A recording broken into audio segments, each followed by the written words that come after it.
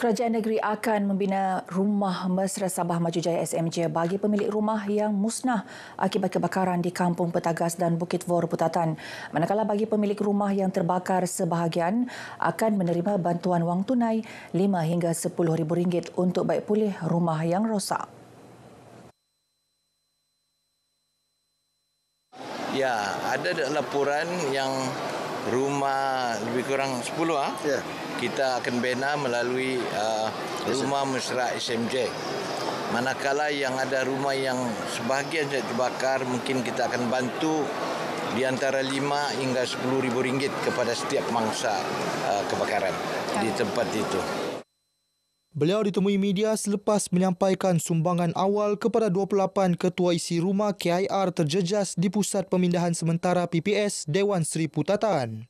Terdahulu, Datuk Haji G menyampaikan sumbangan wang tunai berjumlah RM3,300 serta makanan dan keperluan harian kepada setiap KIR terlibat. Sumbangan ini daripada Yayasan Kebajikan Sabah, Majlis Ugama Islam Sabah MUIS, Pusat Zakat Sabah dan Perbadanan Baitulmal Negeri Sabah. Terima kasih kepada kerajaan negeri kerana membagi bantuan kepada kami wang ringgit sama barang-barang keperluan harian, barang basah, barang mentah sama beras. Syukur Alhamdulillah kerana dapat sumbangan daripada kerajaan membantu kami untuk rakyat yang terkena bencana alam ini. Terima kasih kepada kerajaan Sabah kerana memberi sumbangan kepada keluarga kami. Dengan harapnya sumbangan ini dapat meringankan segala beban kami inilah. Hubungan strategik antara Sabah dan China akan terus diperkukuh. Ketua Menteri Datuk Seri Panglima Haji G Nor berkata, ia menerusi kerjasama diplomatik serta pelbagai inisiatif pembangunan bersama. Katanya Sabah komited menyediakan persekitaran pelaburan yang kondusif dan mesra pelabur.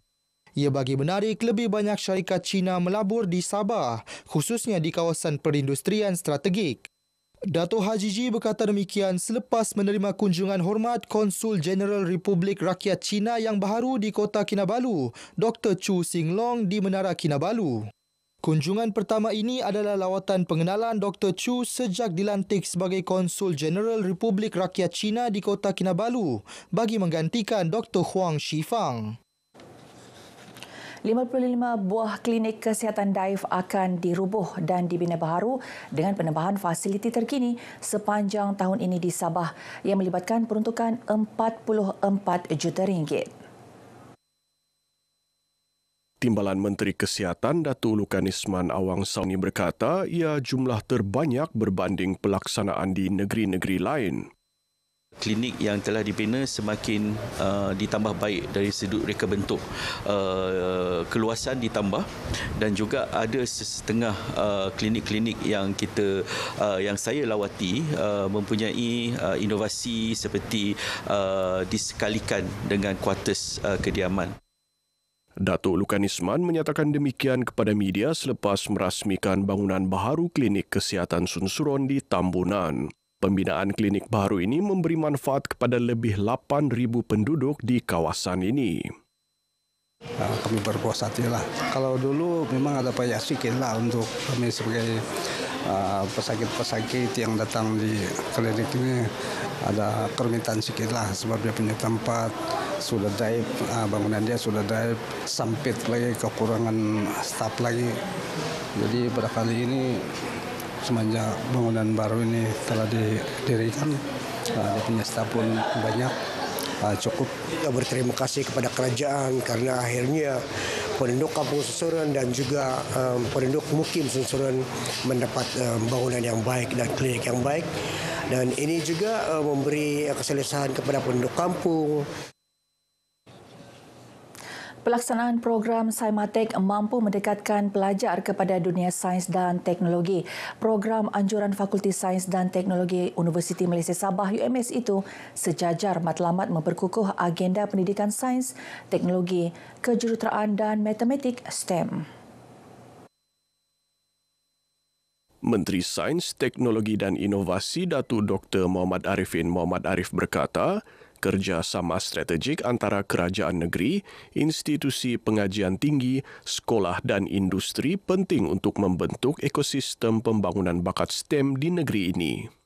Beliau berucap merasmikan Saimatek Road to Success 2025 di Kota Kinabalu. Teks ucapannya dibacakan pembantu Menteri Sains, Teknologi dan Inovasi Datuk Harun Durabi. Datuk Dr. Muhammad Arifin berkata inisiatif berasaskan STEM akan diperluas ke seluruh negeri termasuk kawasan luar bandar.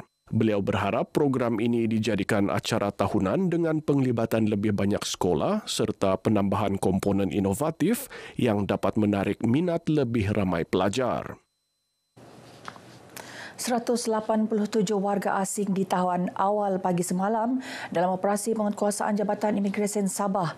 Operasi bermula 1 pagi itu dijalankan di 3 lokasi sekitar Kota Kinabalu, melibatkan 2 kawasan setinggan dan 1 kawasan pembinaan. Daripada jumlah ini, 102 merupakan kanak-kanak berumur lingkungan 1 hingga 10 tahun manakala selebihnya dewasa. Mereka disyaki melakukan kesalahan mengikut Seksyen 6-1-C Akta Imigresen 1959-63 iaitu tiada dokumen pengenalan diri. Kita dapati hasil daripada siasatan lapangan, kanak-kanak ini sebenarnya dibawa masuk melalui jalan tikus ya. Pengakuan telah dibuat oleh ibu kepada kanak-kanak dan kanak-kanak itu sendiri bahawa mereka masuk ke Sabah dengan menggunakan bot melalui Zamboanga dan ada hentian antara pulau ke pulau. Perkara ini tidak boleh dipandang remeh walaupun mereka kanak-kanak, mereka masih berstatus pendatang asing tanpa izin. Datuk Sharifah Siti Salihah berkata demikian dalam sidang media di Kota Kinabalu. Sepanjang tahun ini, Jabatan Imigresen Sabah telah melaksanakan 765 operasi penguatkuasaan dan menangkap 2,777 warga asing daripada 15,092 yang diperiksa. Wanita Islam perlu memahami hak mereka dalam institusi perkahwinan mengikut undang-undang syariah. Ia bagi mengelak daripada terus menjadi mangsa ketidakadilan seperti penderaan, penceraian dan penafian nafkah atau harta.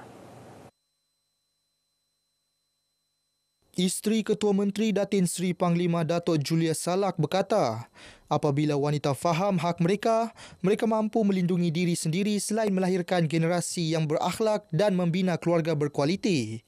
Beliau berucap merasmikan Forum Wanita Madani Hak-Hak Wanita dalam Perkahwinan mengikut Undang-Undang Syariah di Kota Kinabalu. Datuk Julia yang juga Yang di-Pertua Mutiara GRS menegaskan bahawa Islam mengangkat martabat wanita secara adil serta memberi peranan besar dalam masyarakat. Forum Anjuran Kumpulan Inisiatif Relawan Wanita dan Anak Sabah Kirana bersama Hal Ehwal Wanita Helwa Abim Sabah berperanan sebagai wadah pendidikan dan kesedaran bagi memperbetul tanggapan negatif terhadap wanita dalam Islam. Kira-kira 600 peserta menyertai forum ini. Sedikit berita sukan.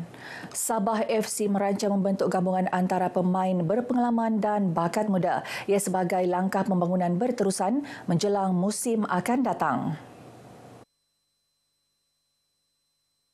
Sudah semestinya fokus utama kita pada musim ini adalah membentuk satu defending pasukan yang lebih baiklah supaya tidak mudah dibolosi seperti pada musim lepaslah. Beliau berkata demikian kepada RTM selepas sesi latihan Sabah FC di Padang Safa. Latihan yang dijalankan bersama beberapa pemain baharu turut memperkukuh aspek pertahanan pasukan selepas menilai kelemahan musim lalu. Meskipun Sabah FC menamatkan Liga Super 2024-2025 di tempat ketiga, statistik menunjukkan jumlah jaringan dan bolos hampir seimbang dan perlu diperbaiki untuk musim baharu. Paparan itu mengakhiri Berita Pagi Sabah kali ini. Menyusul selepas ini, Berita Pagi Sarawak bersama-sama Lydia Yusrina di Kuching. Malaysia Madani, rakyat disantuni.